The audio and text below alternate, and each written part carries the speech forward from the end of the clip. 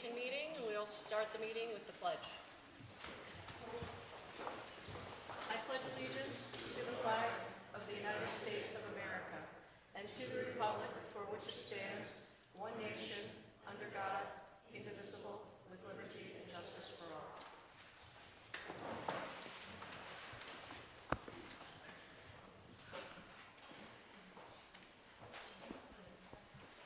We will go right into reports with our Superintendent of Schools, Mr. Michael Brooks, with the Superintendent's report.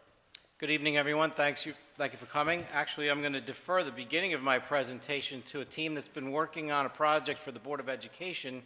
We have a goal to establish a lacrosse program in district, and historically we've been sending some students up to Highland to participate at the modified level, or at the middle school level, age level.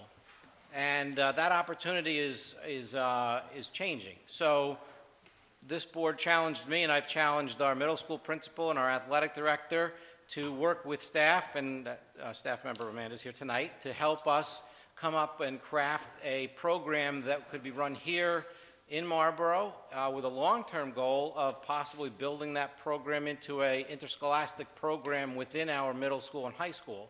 So I'll pass the baton to Jonna O'Donnell and Deb Clinton right now to help us with that presentation.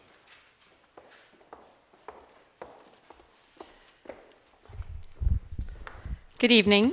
It is our pleasure to come tonight to talk to you a little bit about adding an additional opportunity for our students at the middle school. At this time, we have surveyed our students. We surveyed them most recently in their PE classes, and prior to that, we had surveyed them back in November and allowed them an opportunity to participate in some lacrosse experiences with Ms. Griffin, who Ms. Griffin has experience playing lacrosse, and we feel that we would like to propose at this time to the board that we would like to start an opportunity for more of a club to begin with 6th, 7th, and 8th grade students being able to play lacrosse.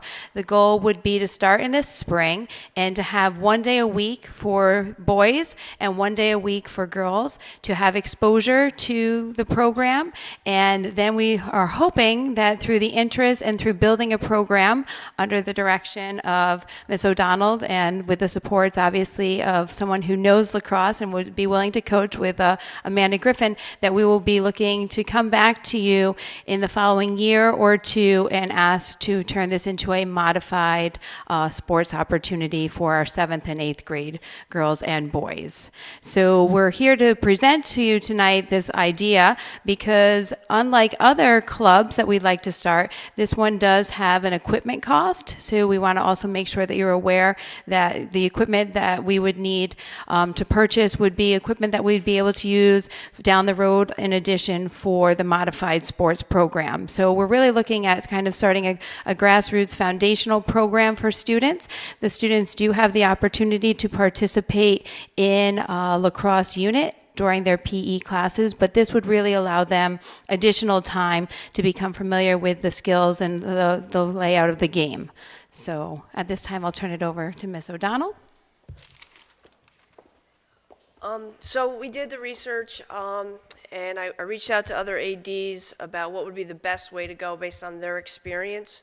To throw kids into an interscholastic program when only maybe 8 kids have the experience of playing a sport like lacrosse, there's a lot of safety issues. So in order for us to do this right and safely, the best way to do is to open it up to everybody in the school so they can learn the game, see if they like the game, and then we can have a better understanding if we should move forward or not. I mean, if anybody knows me, I don't want to depend on any other school district. I want our own, and I want us to be the best. So therefore, for us to start off just on a win, you can't do it. It's not safe for the kids, and it won't be done right. And in all honesty, I want to make sure the money is spent properly, and we do it the correct way. Any questions? So the board does have the proposal that you sent me earlier, and I appreciate that, so they understand what the costs are. As far as where that money comes from, we would work on how we can pull those costs through our existing budget, so it's not money that's not already budgeted for. We just need to reallocate some funds. The total cost estimate that you have right now for a club program to begin this fall, and this equipment and these materials and supplies can also parlay into a interscholastic program as well, is $3,439. So I just want to make sure that the board and the public hears that information. So that's really encompasses things like the lacrosse goals, the ball bag, some goalie sticks, some goggles, mouth guards, really safety elements, certainly some practice balls, helmets, and a number of other items that encompass really what you need to pull together for a full program. Also, it's important for the public to understand interscholastic sports, where you would normally call them modified, are only for 7th and 8th graders. So one of the concerns that the team here had regarding beginning a lacrosse program right now is, in order to field a true team that can manage themselves through a season, and there's plenty of other teams to play in Section 9, you need 18 to 20 players, because you're going to have some athletes that are absent, you're going to have some athletes that are potentially injured, and you still need to field the full team. So to have a very rigorous game fielded, benched with less than that number of people, these three felt that that was not a appropriate way to do it, and didn't think we'd be able to find 18 to 20 boys and 18 to 20 girls to be able to field those two different teams. 6th graders cannot play interscholastic modified sports, so by doing it this way, you're going to put some tastes out there for 6th graders to hopefully plant some seeds that next year you've got a larger cadre of kids that are excited about participating in an interscholastic program, and we'll add that into our budget discussions for the 1920 school year. So, did I capture pieces correctly there? Yes. I appreciate that. Ms. Griffin, by the way, I really do appreciate the time and effort that you put into helping us put this together. From your experiences, that's been very helpful. Thank you. So thank you. So I have a question. So what is your assumption of how many kids are going to play, boys and girls? These numbers seem a little low in terms of numbers of sticks and so forth. So just curious where you're starting when you made the cost estimate. Based on the surveys we've done, which was, again, back in November for a small clinic we did in the gym and through PE classes, we only have combined 6, 7, and 8. At most, I think the boys is more, it's about 22. Those are, a lot of those are on the terms of whether they make modified baseball or not. They're not even fully committed. So in regards to boys' equipment, we have a ton actually we use for PE class, so it's really just more the girls' equipment, and the numbers were even lower. So the order number was based on the number of interest we had. Okay. I didn't realize you had that much equipment already. So how many girls were in your survey that said they were interested? 15 to 20. 15 to 20 as well? Grade 6, 7, and 8. That's for all, them. yeah. So that's why we want to build the Right. momentum. So is that enough to play each other? How does that work? So if you got 20 boys, you get, what, 2 10-man teams, and they play each other every week as a club? Is that kind of how it would start? The idea behind the intramural club aspect is to really focus more on the foundational aspect, the skills, the ball handling, because a lot of the kids, like we were said before, there's a handful that do have the skills, but majority of them don't. So my goal is to just build the foundation, do the fundamental stuff, so that when they come back next year, if we can field an interscholastic team, we're one step ahead of starting at the absolute bottom. If it comes down to it and we get through the skill portion, we can absolutely do a 10-on-10, in small games, but it's more for like the foundational fundamentals. And how about coaching? You're the only coach for both boys and girls, or Well, you have for- some other volunteers you think will take it on? Or coaching in the sense of the club as you described, not... As of right now, it's just myself for the intramural, which is why we're doing 1 day boys, 1 day girls, because the two are totally different. Rules, everything are totally different, boys and girls.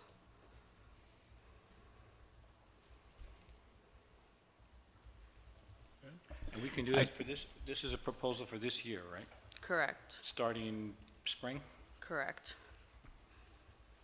Just want a quick comment. I just want to thank you for putting it together. I know one of the board members has been pushing for this because I've been hearing a lot from the public. And I think it is time to have lacrosse in Marlboro, and I do think that we will go forward with this. So thank you for taking the first step. I was hoping to get it for this season, but it doesn't sound like that's going to happen. So we'll see what happens with it. Thank you. Is there more of a true cost that we're missing here? So if we actually go with it, do we now have to come up with a stipend program for coaches, or is it volunteer?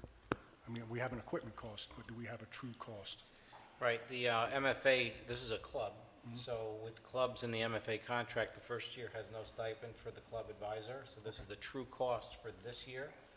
And then what I would put forth is a proposal working with these three on what it would cost for an interscholastic program, modified level 7th and 8th, and maybe continue on with a 6th grade club program for the 19-20 school year for the board to consider in our budget development for next school year. So that would be more costly because we've got to build in our association with the league, referees, transportation, and then a coaching stipend for that too. Yeah, honestly, I have no issue with the lacrosse team. No issue at all. I just want to make sure when we put it out in the budget, we have a true cost of what it really costs. But I have no issue with going forward with that.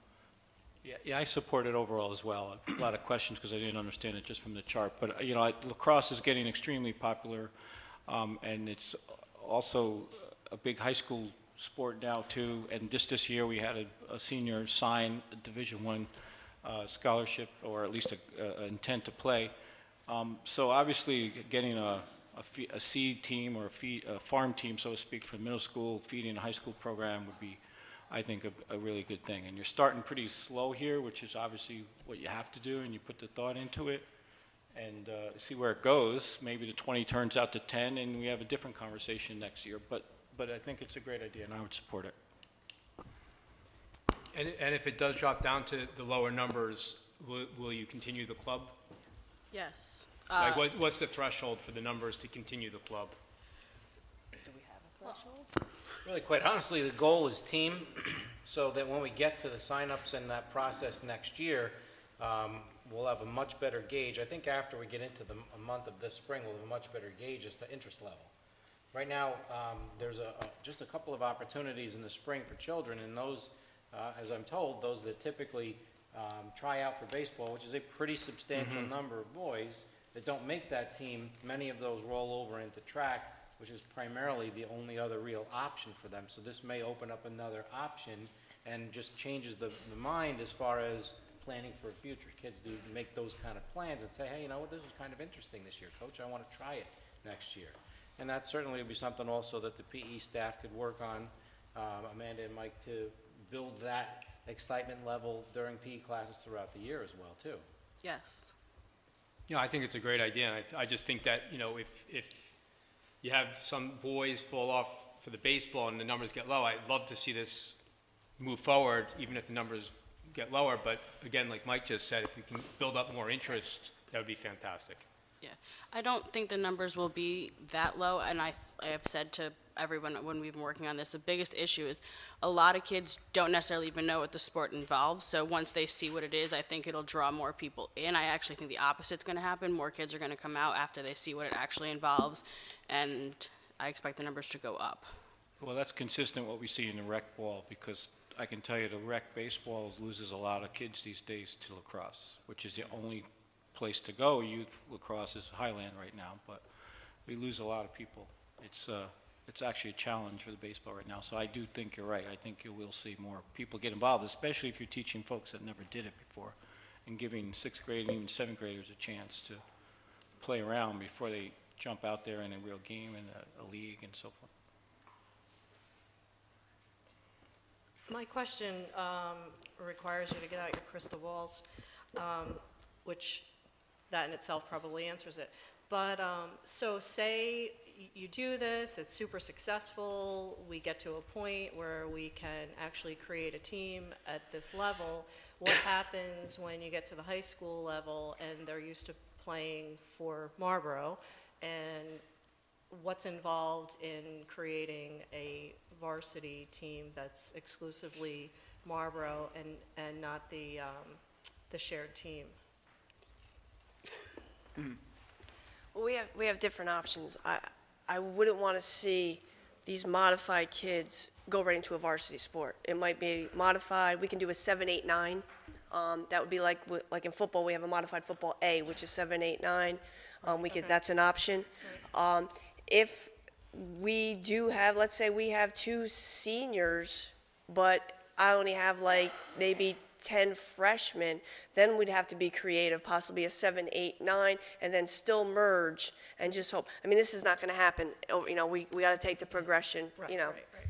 because I don't want to see these kids be successful as 7th and 8th graders, get to the high school, throw them in a varsity sport, and they get, you know, they don't have any success. You know what's going to happen.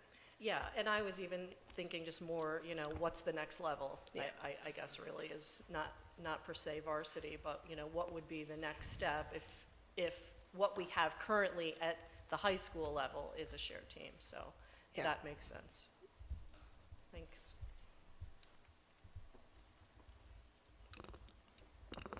Anything else? By the way, John, a happy birthday. Oh, thank you. We try not to notice them after 50. Hey, 1966 is a good year. Come on, you and me. Thank you very Thank much. I you. appreciate it. Next piece is for me. We will begin our meetings with our architect at the 2 February meetings and the first meeting of March. The Board of Education has challenged the administration to work with a local architectural firm and our building condition survey and review all of our facilities and our facilities needs and address those needs. So our intent is to start presenting to the public and our Board of Education the first meeting of February. And with that, we'll be actually moving ourselves into each of the schools. So first meeting of February will be at a school, second meeting of February will be at a school, and the first meeting of March will be at a school. And our plan is to not only use some visual cues to help the board understand what we're talking about, but where it's appropriate, walk throughout the facility so we can point out things that we're looking to address. Most of these things that we're looking to address will be focused on health and safety, but also facilities upkeep. So we're going to look at things that need some long-term maintenance that is capital in nature, so they're larger projects, things like larger paving, larger sidewalk and stair work and ceilings and roofs, things along those lines, but also some other appropriate instructional enhancements that fall within the proper scope here. So I encourage everyone to come out to our next 3 meetings and participate on the discussions and hear about what we need to do. We will publicize as best we can. We will also be bringing in some supports to take pictures of the presentations and write up information about the presentations and send those out to the public so the public is fully aware of what's going on. So that part of the process really begins with our next meeting in February. Also, you've seen in the newspaper there's some interest in rebuilding, or actually building new power plant down by the Dan's Camera property in the town of Newburgh, and to participate as deeply as we can in the process of how that entity will be contributing to the local share of cost of education. Now, right now, Dan's Camera is paying the school district a pilot, a payment in lieu of taxes. If that plant does get approval from New York State to build, there will still be some payment that they're going to need to make to the Marlborough School District. So Patrick and I have met already with the Orange County Executive Office to discuss the issue. We're also scheduled to meet with Assemblyman Jacobson, and we're scheduled to meet with Senator Skoufis, and also the Town of Newburgh Supervisor Gil Piquadio. We're also scheduled to meet with the leaders of the Orange County Industrial Development Agency. Those are the entities that are involved in determining how the property for Dan's Camera will be valued and ultimately what amount they'll be paying to the Marlborough School District. So our intent in those meetings is to express to all of these decision makers that the school district must be involved in the process of determining what that value is and how either a tax or a pilot is crafted for that property. This board is fully engaged in that process, is fully read in on what we're doing, and so far, so good. Our initial meeting with the Orange County Executive's Office was positive. They have an expectation that we should be involved in the process. They remember vividly how poorly the last time the process went. The executive's office actually has no role in the IDA. The IDA is appointed by the county legislature. So because we know that there's always state involvement, we are meeting, as I said, with Assemblyman Jacobson and Senator Skoufis to make sure that they're fully read in on our expectations. But really, truly, the decision makers are the Orange County IDA, so that's a pretty important meeting for us as we meet with the two leaders of the Orange County Industrial Development Agency. So we're looking forward to those meetings that wind down in the next 2 weeks, so that as we get into February, we'll have established those relationships and those pathways and an expectation that this school district deserves and expects to be involved in the process. Also want to let the board know that Dance Camera has announced, or actually the town of Newburgh has announced, that the leadership of Dance Camera will be presenting to the town board in the town of Newburgh on November 28th at 7 p.m. I will be attending that meeting. I also want to ask the board if you're interested in having the Dance Camera leadership come here and present to us as well. And if you're interested in that, we can get that scheduled out at one of the February board meetings as well. So we can come back to that at other items at the end, possibly after you think about it a little bit. But in meeting with Mr. Reed, the CEO, he said, absolutely, I'd be more than happy to come and give a public presentation. Tonight we have a presentation also regarding something for our facilities, which is an energy performance contract. And we'll get that presentation in just a mere moment after I ask if Rose would just give a quick update to the board on where we are with a review of our special education program.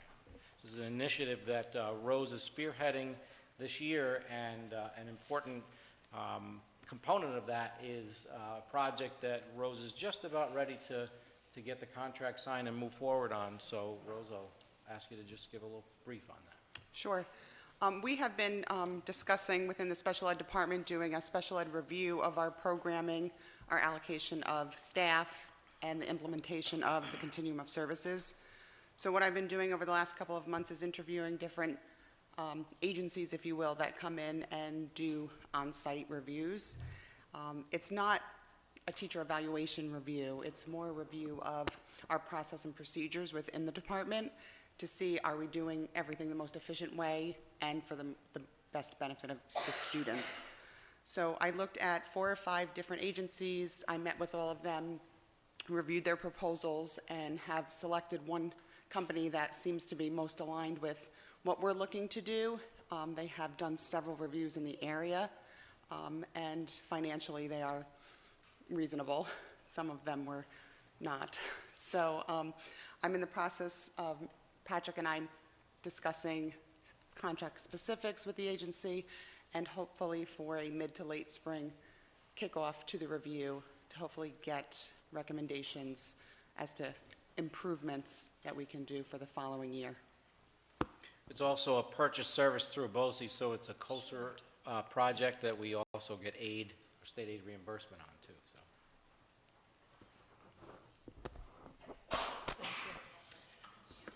And with that, I have nothing else to report. Okay. Oh, actually, well, the energy is on the agenda, so I have nothing else to report. Okay, so we will move to the highlight of the evening with our student of the month for January. And would you like to start with the high school, or? Sure. Okay. We'll start with high school. Thank you. Good evening. At this time, I'd like to invite up Dr. Jason Orson and his student, Brennan Diana. Brennan is a Marlboro High School senior. He's another one of our students. I feel like we've had a number of students we brought up recently that are seniors with a real clear path in life of what they want to do. He wants to continue to study music. He's an exceptional student. He's got even better moral character than he is a student. He represents the best among us, and I'm going to let Dr. Jason Orson introduce him. Thank you. Thank you, Mr. Lawler. I'm Dr. Orson, and I'm really excited to select Brendan Diana as a Student of the Month for the instrumental music program at the high school. One of the main reasons I selected Brennan was the huge progression that he made as a musician from ninth grade till now as an accomplished percussionist. And it was just truly exciting to watch that progression until now. And just some of the accolades that he's done as principal percussionist in the wind ensemble, concert band. He also participates in the jazz band, the pit band for the musical, pep band, and also he served as principal percussionist for Zone 9 area all-state band and the all-county band. With his hard work and dedication, I truly believe as he sets forth his goals and his careers, he will be successful and obtain whatever he wants to reach. Every challenge I set forth in front of him since ninth grade, he would just calmly look down at his music and say, "Yeah, I can do this, Doc." And ever since then, he continued, and I continued to push him, challenge him, and he just impressed me, and it was just really exciting to work with him. And, you know, I have a couple more months with him to send him on his way, and he did already get accepted to the Berklee School of Music in Boston, and he has a couple more auditions to do to prepare for. And once again, congratulations, Brennan. Again, thank you.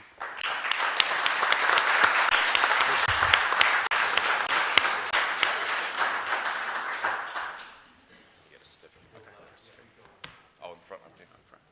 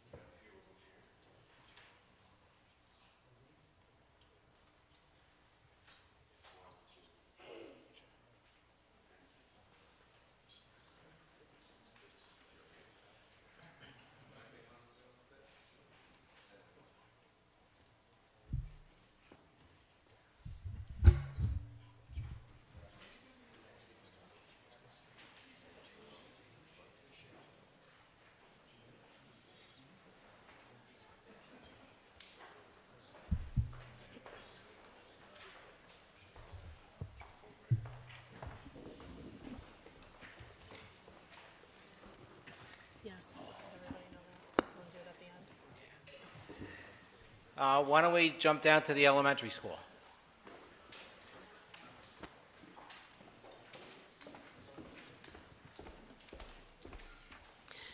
Thank you, Mr. Brooks. Good evening, everyone. At this time, it's my pleasure to introduce Marlboro Elementary School's first grade student of the month, Emilio Penafiel. Did I say it right? Penafiel? Penafiel. Good job, sir. And he's a little under the weather today, but he is certainly helping me with my pronunciation. Here to extol the virtues of our student of the month is Mrs. Miley.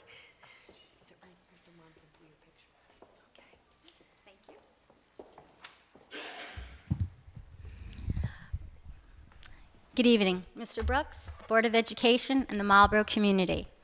I'm here to talk to you today about Marlboro Elementary School's first grade student of the month. Emilio was chosen because he is an outstanding role model. At the beginning of the day, when Emilio comes into the classroom, he always has a warm smile and a beautiful, "Good morning, Miss Miley." Then he begins his morning routine without any reminders. He always follows directions and does what he's asked to do the first time he's asked to do it. He's able to keep himself focused and move from one task to the next. He is independent, self-motivated, and always takes pride in his work. He has excellent handwriting. He treats students and adults with respect. Whenever I pass out work to him, he always looks me in the eye and says, "Thank you."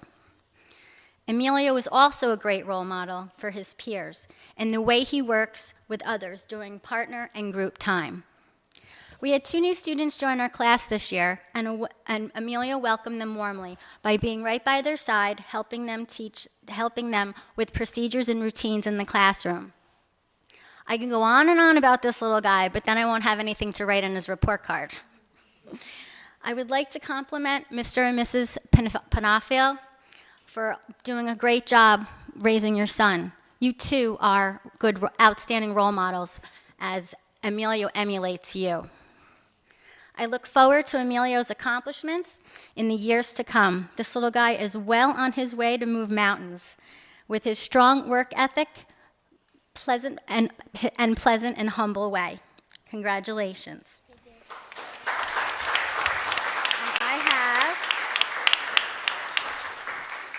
You videotaped it, but I have a plaque in here of the speech so you can refer back to it and have a memory. Okay, here you go. Thank you. Congratulations. Okay.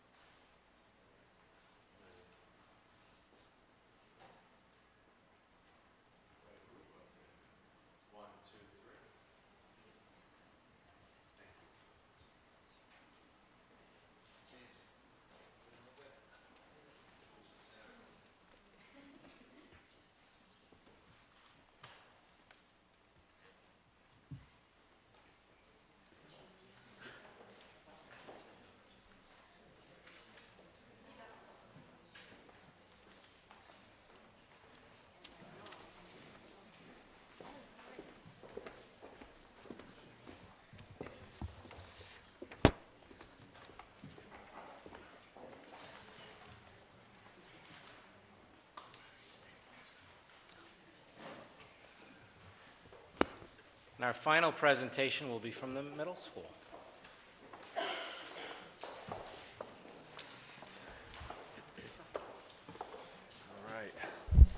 All right, good evening, Mr. Brooks, Board of Education.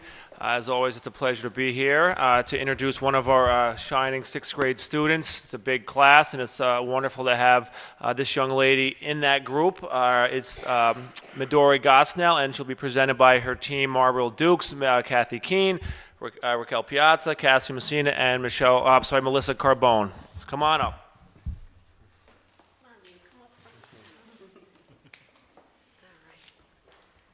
First of all, I just want to say this is one of my favorite parts of the year, just presenting. I could do this all day long. So I'm going to start out by just saying, what would you do if you won the lotto? Well, as a team, as you could see, we didn't win it because we're here tonight. We didn't win the Mega Million, but instead we got something better. We're here tonight to honor this beautiful young lady, Midori Gosnell, and she really is the real prize.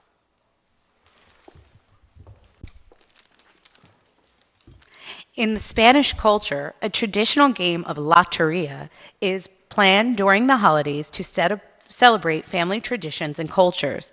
The loteria is the Spanish word for lottery.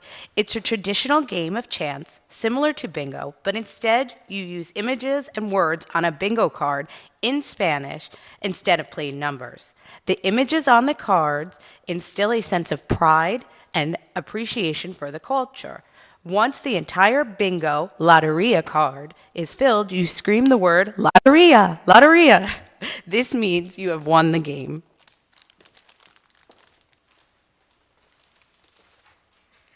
So we've created our own version of loteria to represent all the qualities you possess and bring to our MMS family. You are the type of student every teacher dreams of having in a classroom.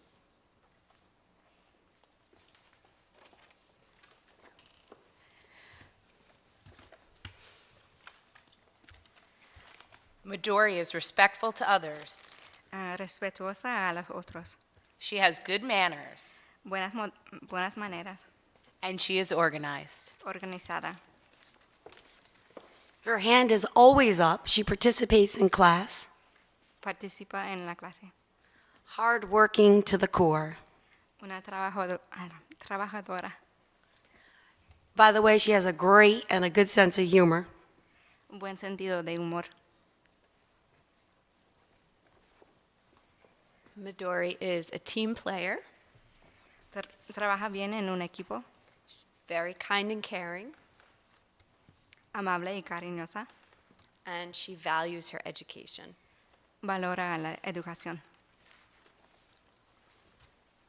Midori, all these words represent who you are, and it instills, as we said, all the pride and joy that you bring to our MMS family. This goes back to a tradition she did in our class right before the holidays, and she had me singing Lotteria the whole Christmas celebration. And that was the first thing that came to mind when we said we had to celebrate you tonight. We want to thank her parents because you really have instilled, again, just like Miss Miley said, you as parents instill these role models that we have for all our students, and we couldn't be more blessed. So congratulations on this honor.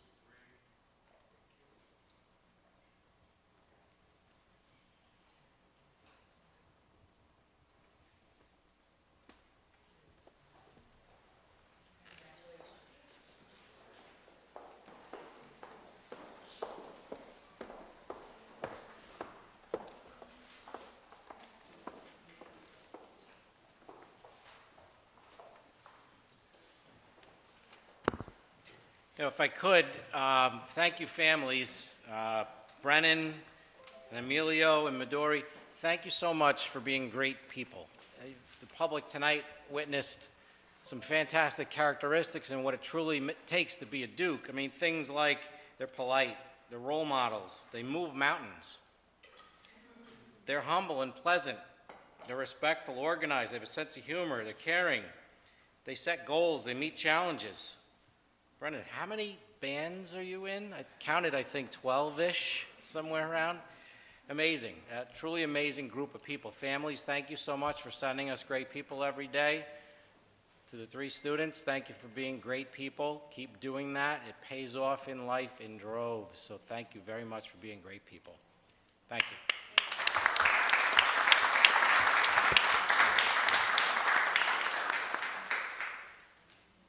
Moving on to our student representative report presented by Matt Jackson. Thank you. I'd like to thank everyone for coming out tonight.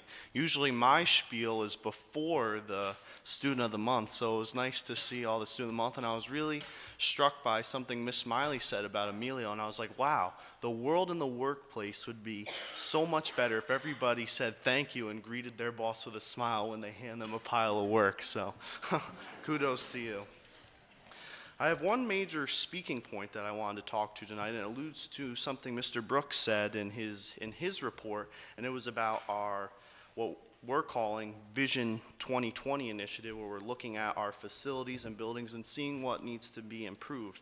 I know at the last board meeting 2 weeks ago, my partner Elizabeth Goodenough made some very interesting and useful suggestions. So after that, I wasn't here, but I watched the tape, and I reached out to her and asked if she wanted to broaden her scope to really get a wide range of feedback. So together we designed and put out a survey about a week ago asking for suggestions or like problem areas that the students saw at the Marlboro High School and Marlboro Middle School.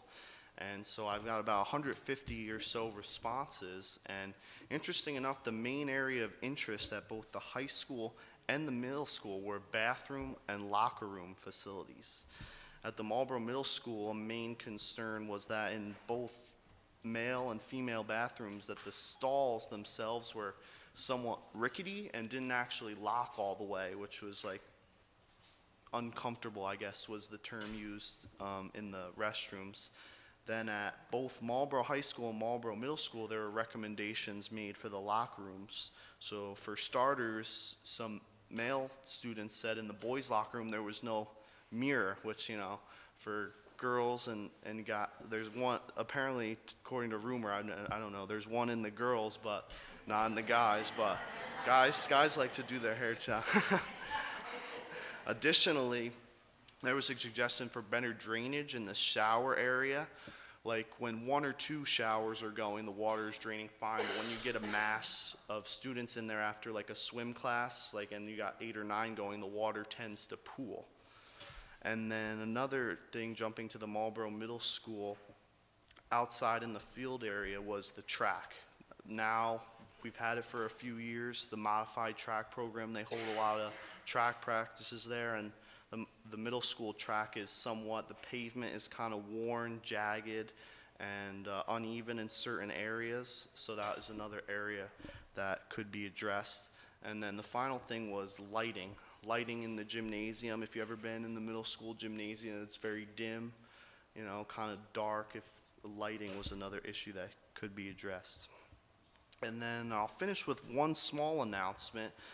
The way it falls, we're not here for another meeting until 3 weeks from now, so it's a few weeks down the road. On Wednesday, February 6, 2019, at the Marlboro High School at 7 p.m., the annual scholarship concert will be held.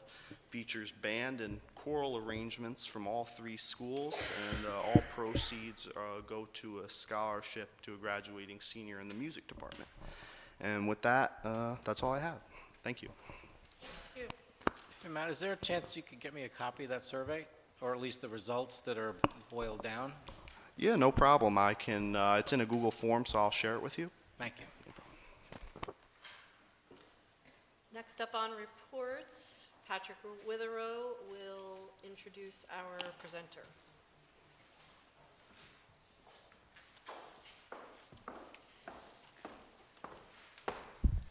Thank you. Good evening.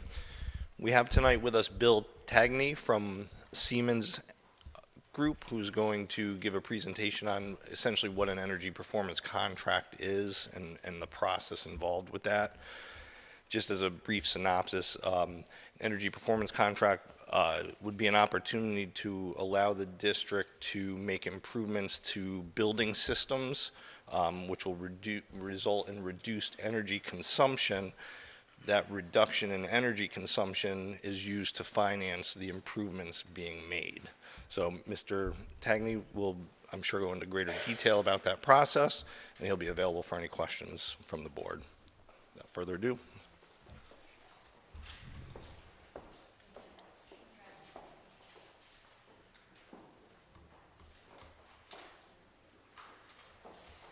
So you can just hit page up, page down, or use the mouse. Use the mouse, Whatever that's you're what comfortable with. Yep, boom, boom, boom, then we'll do it. Right.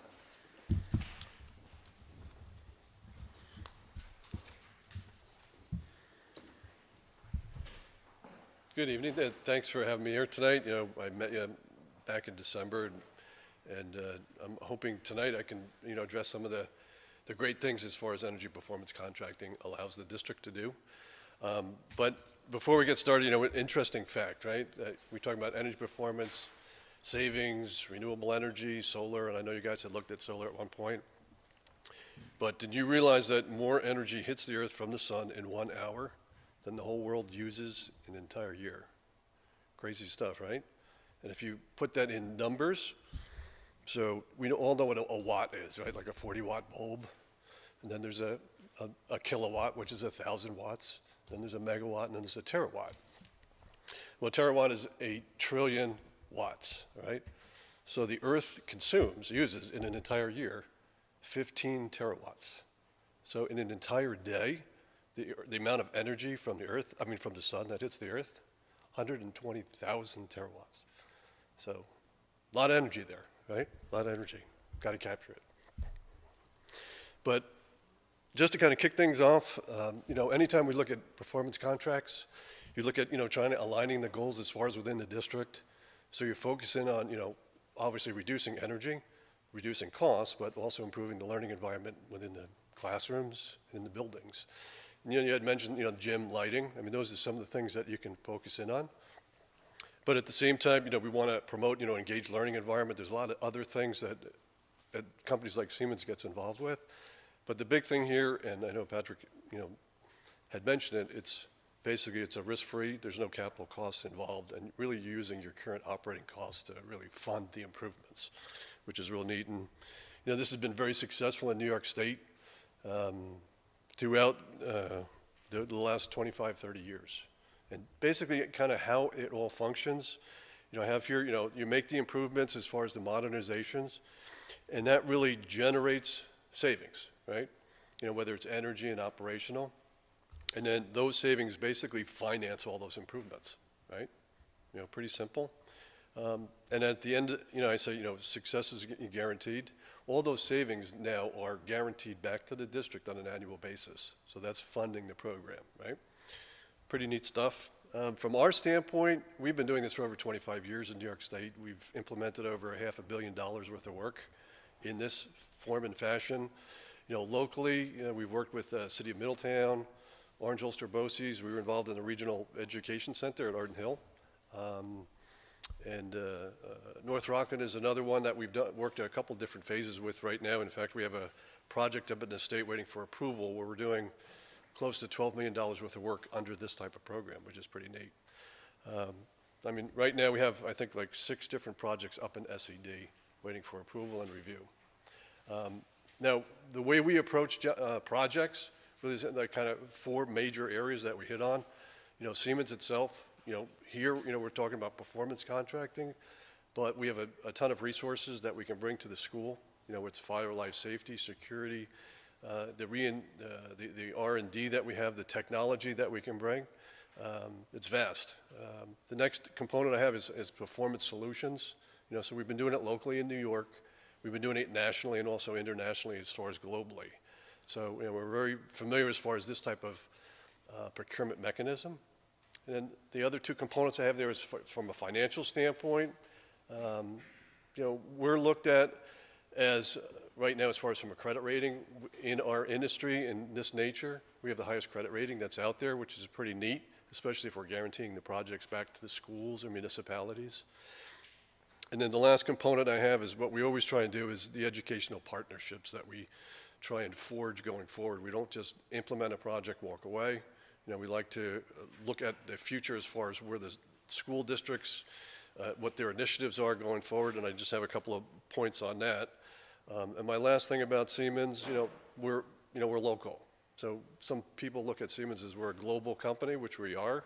We have over 340,000 employees worldwide, but we have local branch offices, and right here, we have over 400 people that work out of our branch, and these are technicians and engineers and project managers, and that's across the spectrum as far as besides heating and air conditioning systems, it's fire, life safety, security, electrical systems, mechanical. So we have a broad swath that we can bring to our customers, which is kind of neat.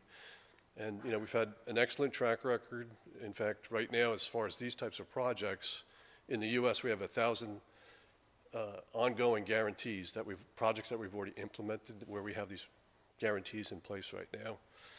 And then, last couple things as far as grants and incentives, we always look to see what other funding mechanisms are out there besides just the energy. And in New York State alone, we've gotten over $30 million worth of grants and incentives for our customers. So that helps fund these improvements too as well, which is neat. So we've taken a walkthrough through each of the buildings, try to identify as far as order of magnitude, as far as what could be implemented as part of under this nature. So obviously, lighting, is one. Make it standard throughout the district as far as LEDs. Daylight harvesting is a control mechanism, within lighting, so you can utilize the outside light versus having your lights on. Solar PV is another one, and I know you guys came pretty close to implementing that as far as through a power purchase agreement. But I think it's a lot more attractive to do it under this type of program. Number one is you own the equipment, not, not somebody else is owning the equipment. And then the big thing here too is you get the building aid for it too as well. And at the end of the useful life, here you're looking at 25, 30 years. Under a PPA, I'm not sure what that arrangement was that you guys had, whether it was 15 or 18 years. You had to renegotiate what that rate was, or they could pull the system out. Or, there's a lot of other variables in there. Here you own the equipment, it's great, the building aid, and it's really a no-brainer. Works great. And like I said, down at North Rockland, West Haverstraw, we have 5 buildings that we're going to be implementing over 1.5 megawatts worth of power for them, which is pretty neat. So, but here, I think there's an opportunity, and we want to look at that a little bit closer. But some of the other opportunities that we saw out there, as far as, we have building envelope. I know you're looking at that, the 2020 vision. So those were some of the things that I know that you guys want to have addressed. Maybe we can incorporate those in this type of project. So that's, windows, maybe some exterior doors, have a roof on there. We can't do everything. It's not the be-all, end-all. But sometimes, you can, pick and choose depending upon how you want to, what measures that you want in your project. Because at the end of the day, the way the New York State Education Department reviews these is that the energy has to fund it, and it has to be under an 18-year payback as far as the entire project. So some things could have a very short payback as far as like lighting, controls. And then you have other long payback items like, roofs and doors and windows. So you kind of, manage that process, work with the client, and identify, the most attractive solution to address as many issues that you can. So there's some other things there too as far as, water and cogen, which was a unique opportunity as far as over in the high school as far as the pool goes. There's a way there that you can heat the pool and also generate electricity at a much cheaper rate than what you're buying for from the street. So it's a neat application. But just to kind of give you a quick snapshot, I know I showed it before as far as how they work. I have 3 different columns. The first one being, all, that dark blue color is all your utility bill spent right now. So that's your current operating budget. The next column there shows that during the term of the agreement, so there's a reduction in energy, and that reduction funds, the ongoing payment. Normally these projects have like a 15-year term. And then the white mark is just that extra cash flow that you have back to the district. And then after the term is over, you're not funding any of those payments anymore, that the savings are being generated, they all go back to the district. So, but the way these all function, there's no upfront costs. All the work is done in year 1, and no ongoing payments happen until the district accepts the project, the savings have been achieved, and everything's up and running and finalized and signed off on. So, real neat approach. And, where the buckets come from as far as savings, on the left side I say utility. That's what SED looks at as far as energy and gas, oil. On the right side those are the added benefits that you'll see as far as maintenance avoidance, manpower. We're talking about making them more efficient instead of running after and, taking care of problems. Here we're upgrading old infrastructure with new technology. So you'll see the operational savings besides the utility as well.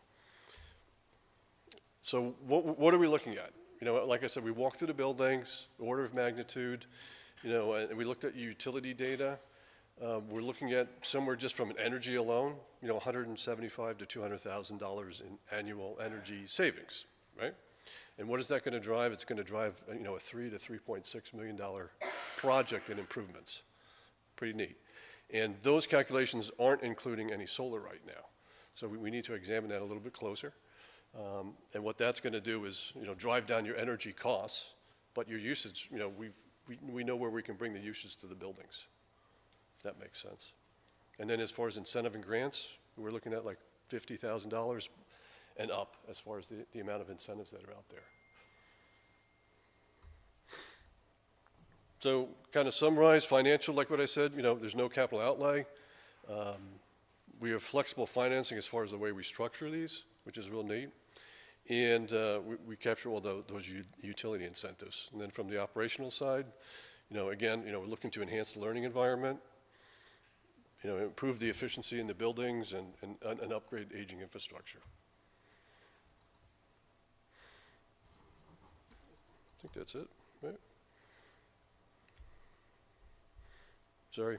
So here's a anticipated schedule. I know you guys are putting out an RFP right now.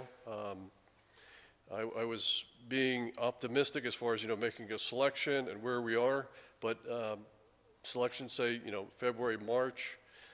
The next step really is you go through a detailed audit, and in that audit, the selected ESCO, or the Energy Services Company, comes in and identifies what that project is going to be, presents it, and at that point, either you move forward or you're not. And if you move forward, then we go into a detailed design engineering process that you submit to SED for approval. So based on that time frame and where SED is right now, we're looking at a 2020 summer construction schedule, right? And then SED just recently announced that there's other ways to expedite that review process, but that's something that we can talk about a little bit further.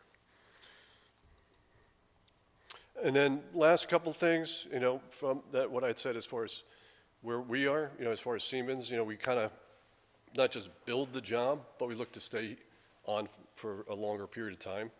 So this is from the educational side. So, the school district has STEM initiatives. We look to support those. And then any new, initiatives, we look to support those too as well. We bring in outside resources, that we can bring to bear. And then, Siemens, has, our corporation as far as, we have nonprofit as far as funding that we can bring to the district. And, these are some of the initiatives that we can do, whether it's, classroom. Sorry about that.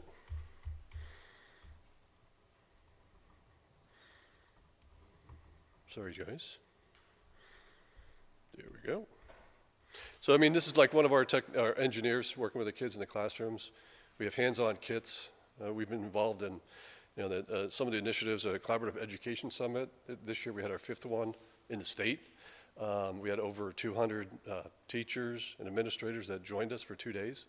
A collaborative summit as far as networking, which was really neat. And these are the classroom kits. And then the last one I'd say here is, Siemens as a company, we're the 5th largest STEM employer worldwide. So, we look to really, we're invested in the process as far as with schools and education. So, that's, that first box has sparked the interest, get engaged with the kids, talk about, a career, where they can bring that. Next is develop skills. So that's a skill set either moving right into the workforce or into higher ed. And then making the connections as far as the industry.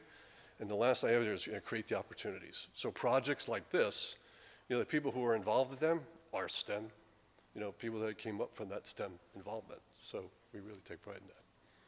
So that's it. So I appreciate the time. I don't know if you guys have any questions. Yeah, I have a question. First of all, thank you for the presentation. In terms of financing, is this similar to an on-bill recovery loan where our payment can't exceed our cost savings? So the way we normally structure these is through a tax-exempt municipal lease, right? Where we'll set up an escrow account during the construction, where we ask for approval from the school to pay as we go. But that's coming out of that escrow fund that we financed. Yep. And then it isn't until after the project construction is complete that, those payments now are coming from your operating budget to pay, whether it's to Siemens, to Bank of America, Chase Bank, M&T, there's lots of others. But normally, they're tax-exempt municipal leases the way they're structured. Okay. And you said the useful life on this would be about 25 years, and the terms are generally like 15 on the loans? Yeah, normally, SED says under 18 years simple payback. But, the question is what is the term of financing, right? Can you get 18 years in financing? It's kind of, you're kind of pushing the envelope. So most of them are 15 years. Sometimes you can do 17 or 18, but. And the cost savings that you had, the estimated cost savings, that was based on your energy assessment that you've already completed? Yeah, so we, it was helpful, as far as with the district. They provided us utility data. We ran some numbers, did some, benchmarking, compared them to other facilities, similar size and nature, and what we've seen before is, so the savings are from your actual usages, yeah. Thank you. Yeah.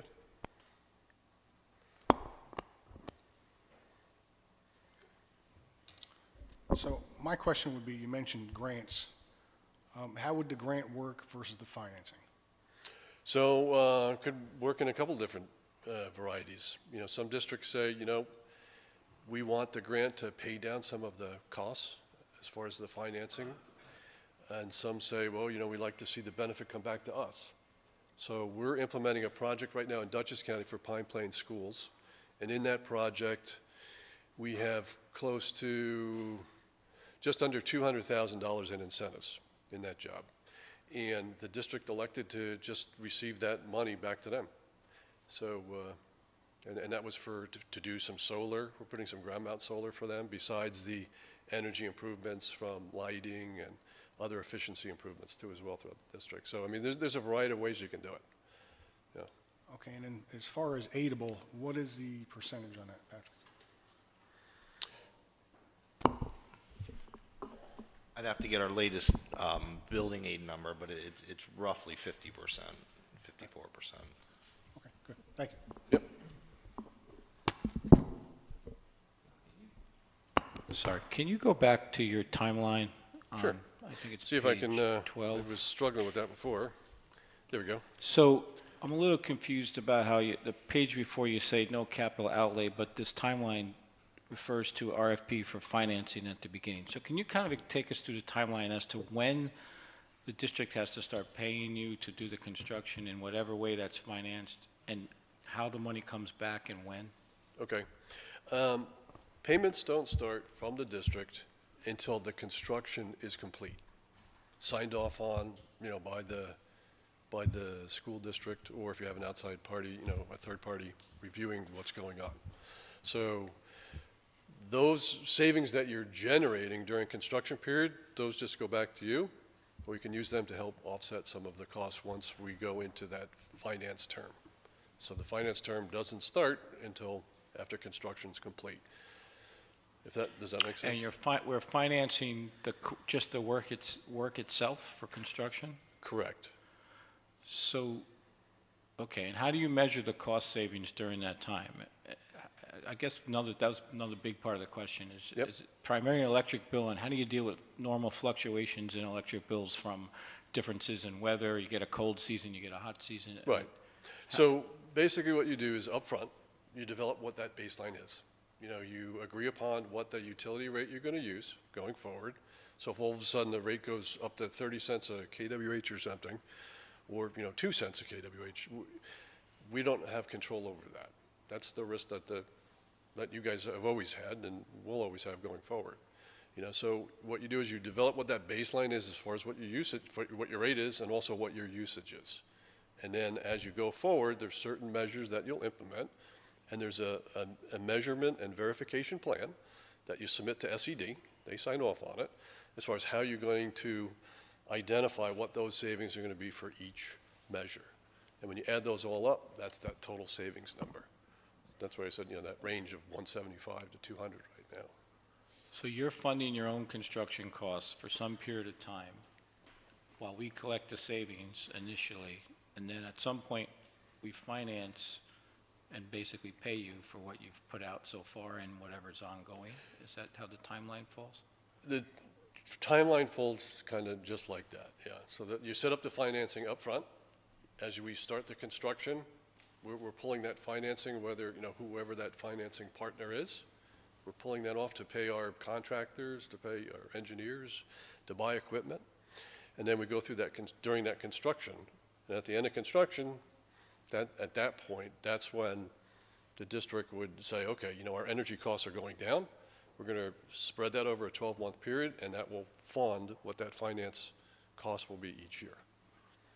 And after you get past the construction phase, do you collect a percentage of the savings at some period of time as well? No, so these agreements are set up is there's an annual guarantee of savings to the district, and if you overachieve those savings, they go back to the district.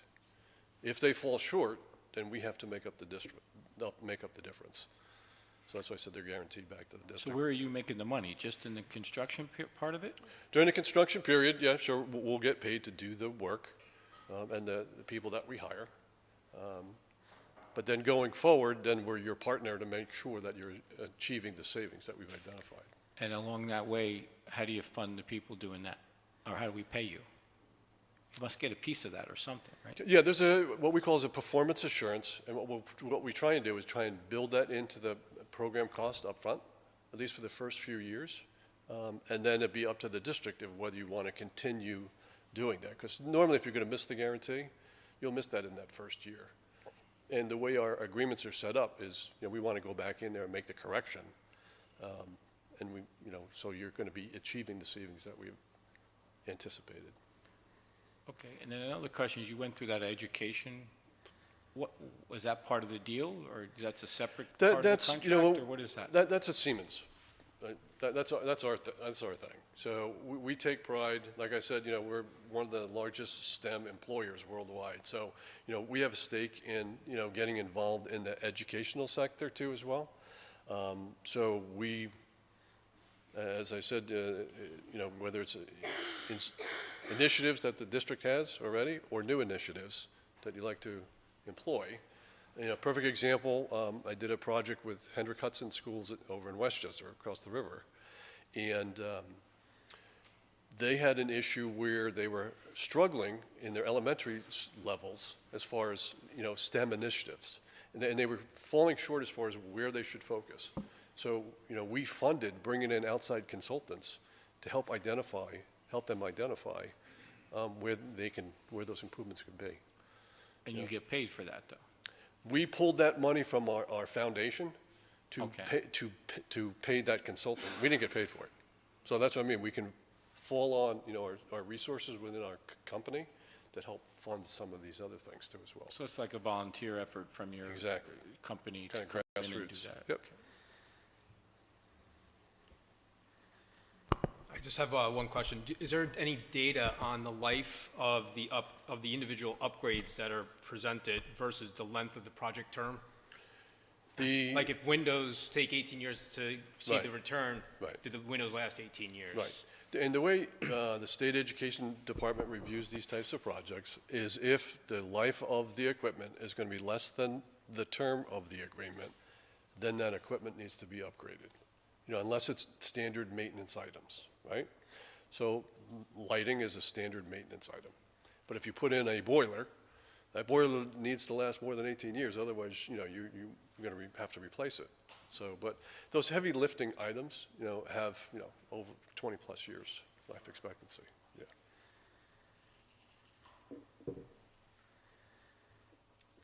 Of all the contracts that you're currently working with, do you have an idea of the average of grant funding that each of those projects are awarded per se versus that of the school financing?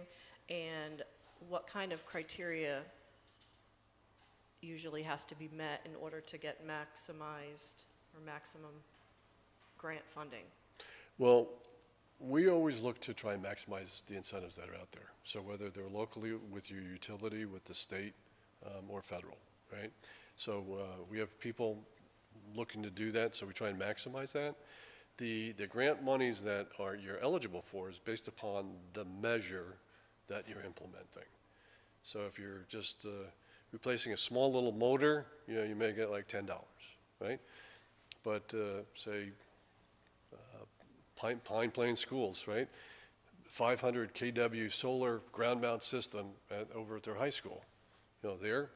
That's just under $130,000 in incentives. So there's prescriptive measures for lighting. It's not flexible, and then there's custom measures. So it varies really. There is no straightforward. Well, they got 50. How come I got 20? Or they got 200? Or It really does vary on the measure that you're implementing. I just didn't know if there's like a standard criteria that a school has to meet No. in order, No. in regards to need, in order to maximize the grant funding. Right, yeah, there is no standard minimum level that you have to achieve to get grants. It's all based the upon the criteria. measures, or criteria, yeah. It's really based upon the measure. So certain measures you're eligible for, and if you have free time and you want to look into it, I can provide you the link. So NYSERDA is really kind of like that state-run organizations besides the utility. And in NYSERDA, they have all these, program opportunity notices, they call ponds, where, it's listed all the different things that you can apply for grants and incentives. So that's the New York Sun program, the solar comes through them. Yeah. Thank you. Yep. I just have one more question. Do you have any outcomes data on the districts that you've worked with and how many of them have been able to achieve the estimated cost savings that you had provided them before those projects started? And even more importantly, maybe who didn't and why? Right. We're at like over 98% of the savings that we've identified where we're achieving, that we haven't fallen short on. And Yeah. in your experience, in the ones that didn't realize the cost savings, what drove that? I don't have any personally. We do have some case studies where something happened. Maybe the retrofit wasn't the right application, but then we'll go in there and make the correction. And that's happened before. Right, because if I understood you correctly, you bear the risk for us not getting. If you fail to achieve the savings that we've identified, then we have to make we have to make you whole. You make each us year. whole. Yeah. Okay. Yeah. Thank you. Yeah. So it's not something that we strive for. We look to overachieve. Right.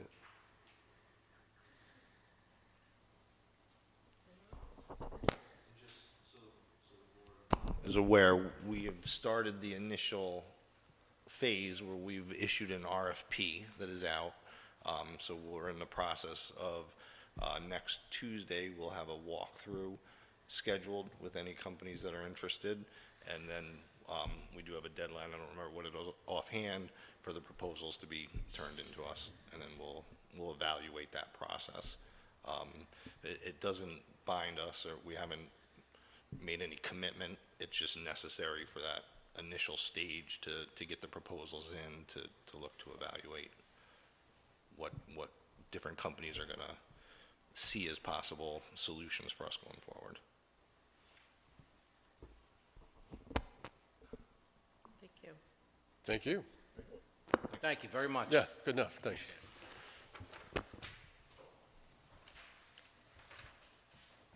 Next on the agenda is public comment on agenda items. Yeah, not sure what happened here. All of a sudden, I kind of got Does anyone have any comment on the agenda items? Did great.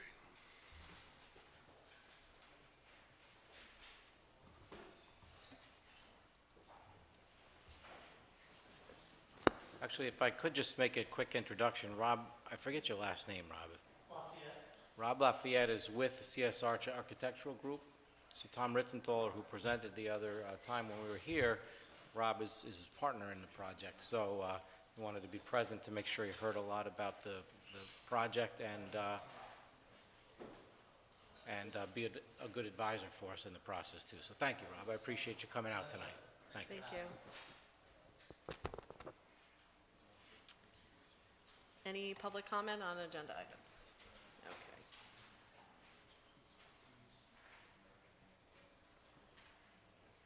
Moving on to the consent agenda.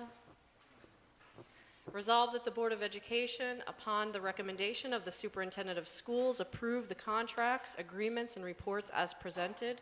Personnel recommendations, claims audit letter and report, unofficial meeting minutes of December 20th, 2018 and January 3rd, 2019. Textbook adoption, CSE, CPSE recommendations, contract for health and welfare services, letter of corrective action plan, and financial reports for December. Can I get a motion to approve the consent agenda as presented? James? Second. Hi. Yeah, thanks, Tony. I had a 48-year-old moment for a minute. Okay. Any discussion? I think had a question about for Robin, for the textbook adoption. I think on one, if I'm not mistaken, I don't have it in front of me right at the moment. On one of the textbook recommendations, there was an alternate, or at least the box was checked. It said there was an alternate, and then one was listed. And then I think on the second textbook adoption, the box was checked, but there was not an alternate. The box was checked yes for alternate, but there wasn't. Does that make sense? Or am I still on my moment? Sorry, Tony. Yes. Item number 5 on the checklist. Is there a comparable alternative title? One box for the first book. It's checked yes with no alternate listed. I'll have to go back and look at that. Okay. I'll have to talk with Ms. Huda. So it's either yes and the alternate needs to be filled in and we can provide the board with that information, or it's no. If you'd like, we can pull this item and bring that back to the next meeting, or we can report out what the answer is in separate communication. whichever the board- Does the board feel fine with reporting out? Yeah, I'm okay. Okay. And I think that was it. Any other discussion?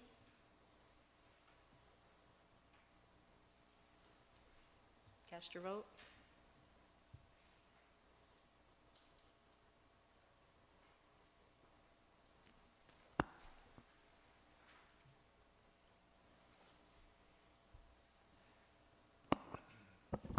I'm not getting a vote coming up here.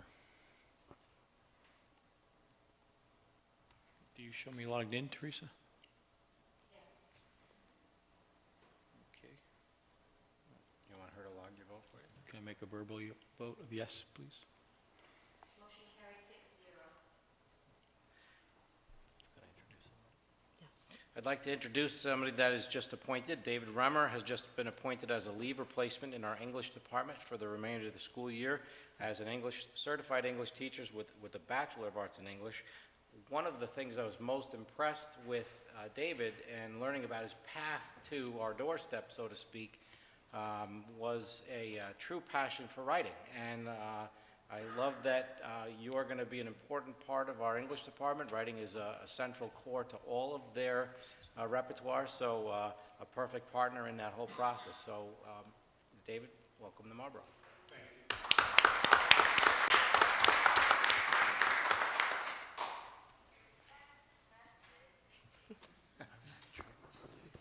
Sorry, Surrey.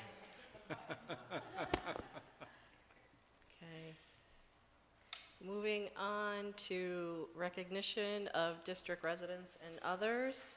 This time the board will recognize district residents and others. See my, there you go. Yeah, it did that. It seems that I always have a computer glitch. I'm just wondering, is it just on purpose? Is it on purpose? It's on purpose, right, Mike? By accident. It's making me forget names. All right, yeah, I'm starting to feel a conspiracy happening. Hold on, let me put that on record. Okay, let's see. We don't have any recommended action items, so we will move on to old business. Does the board have any old business they would like to discuss? Just wanted to check in on the, what I brought up 2 weeks ago about the drama, MMS drama. Yes, Production? there has been dialogue, and mostly for the purposes of scheduling, there's no way that the middle school production can be at the high school. I don't know, Deb, what? I said this year. Yeah, this year, Looking right, forward, right. Thinking differently looking forward. So just looking at the complexities of logistics for stage set and all that, it's not feasible to have the middle school production at the high school this year. And then, so then to follow up with that, if it's going to be at the middle school, does the middle school drama club have to front money out for equipment that the high school drama club doesn't have to, for speakers, et cetera, et cetera? That, Well- I would, if that's the case, I would think that would be a little unfair for, Yeah, both productions, for whatever they need for their production, usually build it into their operating budget. So the high school brings a lot more equipment into the high school for their production. There's certainly a lot there already, but they enhance it quite a bit. The needs for middle school production are much smaller, so they do need to bring in some equipment, but it's pretty similar as far as what they need to bring in. But it's absolutely an area that Mr. Russell's brought up, Mr. Connolly's brought up a very important element that Rob and Tom Ritzenthal are keenly aware of, that we need to make some improvements in our middle school gymnasium. Even Mr. Jackson noted some of the regular day running elements of lower wattage lighting in that room, and yeah, we'd have some work to do there. There's some limitations to what we can do in the short term, because certainly a solution, Russell, would be, let's get in there right now and do some upgrades. But in order to get up into some of those ceiling areas and to truly put in some things that are needed, there's some asbestos work up there that has to be looked at. So before we start scratching any surfaces up there, we really need to have that done through a much broader perspective. So if there's any support we have to build into the middle school program to help them have the proper equipment they need, we'll do that. But that's something that we'll work through, absolutely. We don't want to shortchange. yeah, is that something that maybe Ms. Clinton can check in and make sure that they have everything that they need, and if they need Fantastic additional question. help, we can help them somehow? Fantastic question. They'll get the support that they need. Great, thank you. Any other old business? Any new business? So where does the next step go with the lacrosse proposal? They put that out there, but we didn't have any discussion, no vote, so what happens next? No need for vote. We're going to build that into our administrative work. We're going to find it in existing budgets. It's Okay. a club, so the first year there's a formal process in the MFA contract to put the advisor on, so there will be no real board action on it. Okay. The sense that I got is that we want to move forward on this trajectory. As Ms. O'Donnell had stated, they're now entering this as a short-term, long-term project. Short-term, begin planting seeds, long-term, in-house program. So that's their goal. They know where they want to get to. Now they need to start those steps. So first step is this spring club program that starts to build excitement and some skills. So that's what we're going to do this spring. Okay, good. Okay? Any other items?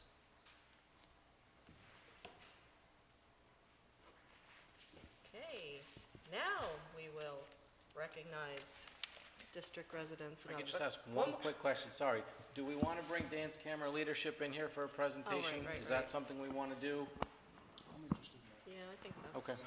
Yes, I'd like to go to the town maybe too, but you can't ask questions according to the paper. There's no questions only the Yeah, I board think is I had to asking submit questions to them, just so. the town board was going to be able to ask questions, so. Yeah, we'll get them scheduled in here as soon as we can. Now. Everyone is in favor of that? Anyone opposed? Okay. Guess where we're at? We are at recognition of district residents. Mr. Walters.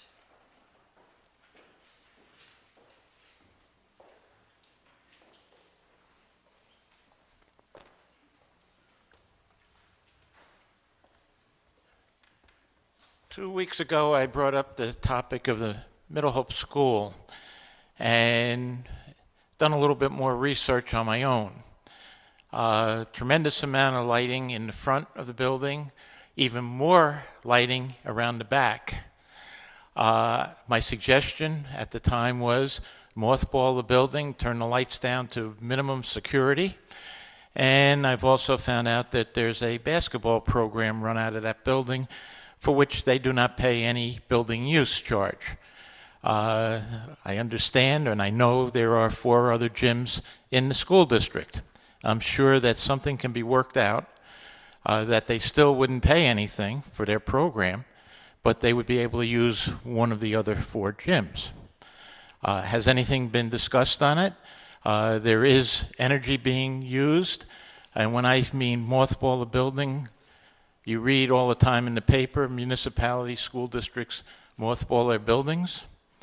I don't know what the plans are going forward. Do we have a tenant that's going to move in? But I think it could be quite a savings to the district. And if you're concerned about the building freezing, do like residents who go to Florida for 3 months.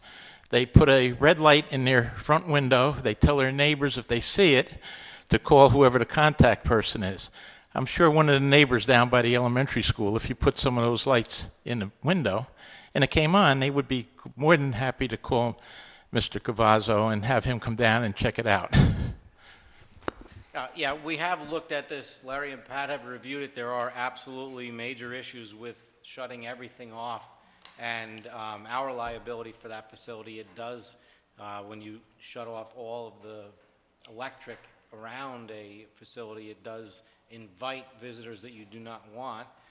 So there are certainly some major issues when it comes to our insurance policy. But more on the longer term, we anticipate being able to talk to the board and the district, the community, about a hopeful tenant for the very near future. So our goal is to have a program in that building, and we are actively working on finding a program and a renter for that building, and anticipate hopefully something coming to pass there. So I would not be recommending to shut down any of the systems within that building, but Ralph, I will give you another commitment that we will look at it again to see if there's any zoning we can do to tone down some of the lighting.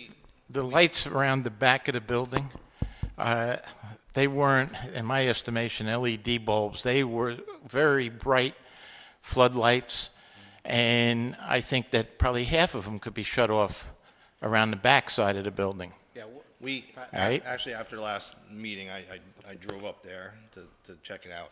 We did do all of our exterior lighting change over to LED lighting when Lime Energy came through. So those lights, especially those bright lights you see at the front, they're all LED lights. Yeah, I actually believe that the lighting is probably less than adequate in the rear of the building. From when I drove back there, it's a little bit darker back there than what I would want to see from my perspective, as we don't want people congregating back there. We don't want people breaking into the building, damaging the building. But, you know, honestly, when I go back there, I think if anything, I would recommend additional lighting in the back of the building. But we do have the temperature rolled back less than what we have our other buildings set at. But again, you know, I'm in agreement with Mr. Brooks in that at this state, I don't think we're in a position where we'd be looking to mothball that building, because that just invites additional deterioration. And I can't rely on a neighbor to see a light at 2 o'clock in the morning on a Saturday, and then we come in on Monday and the place is flooded because we've lost all of our I was only kidding about the light. You sounded pretty serious. I know it works for residential houses. I don't know how it would do a for particular school. resident that's volunteering to look for that red light. Yeah, let's turn it into a red light But district. we I are, like you know, that. I'll confirm on the LED lighting on the rear of the building, but, you know, honestly, when I looked at it, I was concerned that there might be additional lighting, definitely right around the immediate perimeter of the building in the rear. I know there's still discussions going on with Ulster County Community College, and if they do come down to use part of this building, it was my understanding then that your central administration would be possibly moving there. I don't know if that's moving along or I'm not. not ready to really announce where we are as far as any tenant elements. However, I will say, as I had said, I think a meeting or two ago, we're a little cautioned by the slow pace of SUNY Ulster in that process. So we're pursuing as many avenues as we possibly can to find a tenant there, and I believe that we're we're down a good path. So stay tuned. Hey, thanks.